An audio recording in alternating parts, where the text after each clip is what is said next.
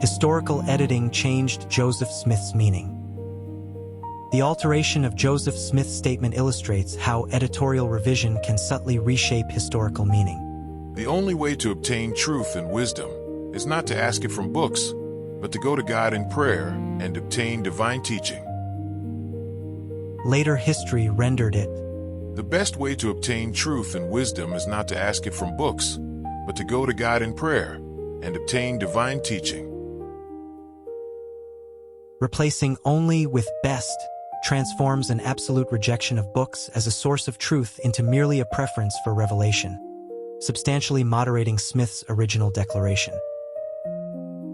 Whatever the editor's intention, altering such consequential wording risks presenting later generations with an improved historical statement rather than faithfully preserving what the contemporary published record actually attributed to Smith.